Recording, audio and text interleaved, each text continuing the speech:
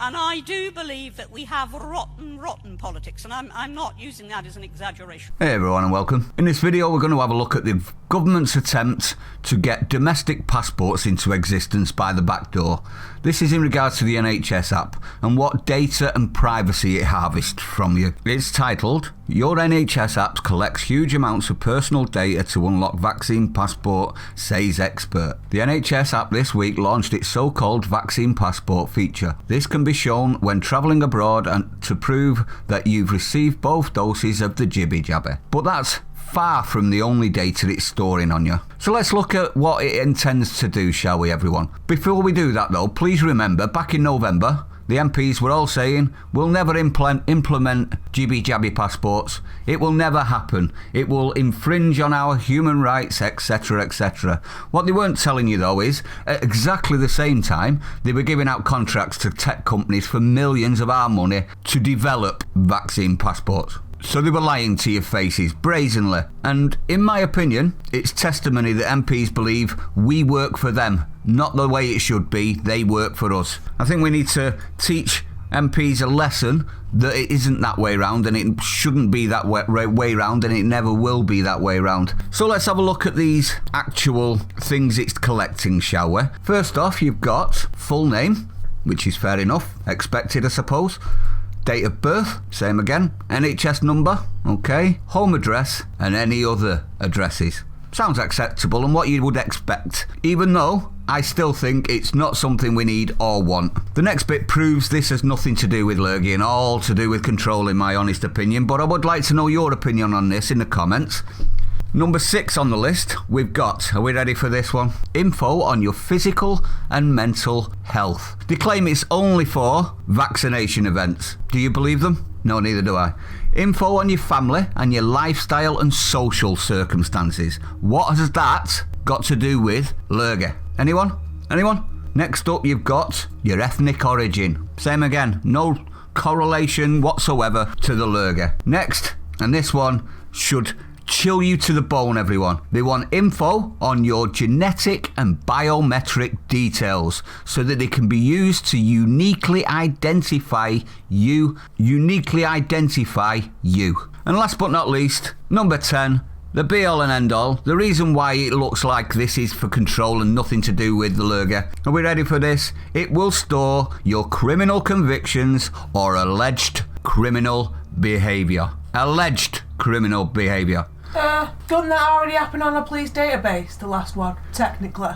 Yeah, but it means that they're going to collate it all onto a card that you're going to have to show at checkpoints in the street. That's the only way I can think of it ever working. The shops have the ability to be able to store all your information. They don't. It would need infrastructure. Yeah. It's not going to work. But what they could do is roadblocks, like they did in, I don't know, Ireland during the Troubles. Yeah, true. I didn't think of that, yeah. Do you want to live like that, everyone? Do you want the country to be turned into a nationwide gulag?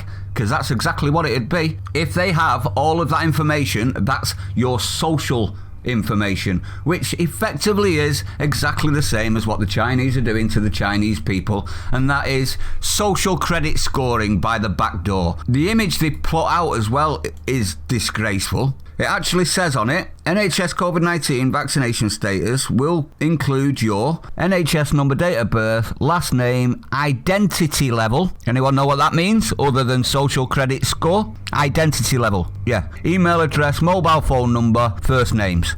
Identity level? Identity level. You're putting us in categories, like your category A, your category B, you can't go this side of the town, you can't go that side of the town. That's what it looks like. It looks like if you're a wrong 'un, like if you're not falling into line and doing exactly what you're told when you're told it, they're going to restrict you, and that will enable them to do it. Wow. Yes, wow. Which is why I brought it to you. One thing I will say though, everyone, I actually think this is smoke and mirrors. I don't think they're going to be bringing this in. I think they're just scaring people into, I don't know, getting the jibby jabber. Because who wants to live in a gulag? You understand where I'm going from that? Now, remember when all of this was deemed a conspiracy, everyone? Remember all the other conspiracies turned out to be fact as well? Let's refresh our memory, shall we, on what's happened. In the beginning, they blamed the NHS for not being able or ready to be able to handle the influx, and they needed more time. Remember that? Save the NHS. Yep. When deaths were lower than predicted, they blamed cases. When cases fell, they blamed the delayed vaccinations. When the vax arrived, they blamed the delay in the rollout. When the rollout began to run according to plan, they blamed hesitancy. When enough people took it, they blamed new variants. Now they're using new variants to blame the people who don't want to take it, and backing that up with a way to coerce the nation into compliance. If you need to scare and coerce a public, you are in the wrong, not the public. Especially considering you're supposed to work for us. We vote you in. Start acting like it. But anyway, I'd like to know your opinion, everyone. Let me know what you think about this. This is an absolute invasion of privacy, and I'm hoping the privacy watchdogs will be all over this, but I doubt it. The bit where you say at the beginning, they blame this, they blame that, says to me, they're blaming everything. But themselves. Yeah, but themselves. They can't take the blame, they can't bring themselves to guilt, the fact that it's their fault. Yeah, and they're going to be using us, the ones that they've been calling conspiracy theorists for a year now, that have been proved right countless times. Mm-hmm. They're going to blame us for it. Wow.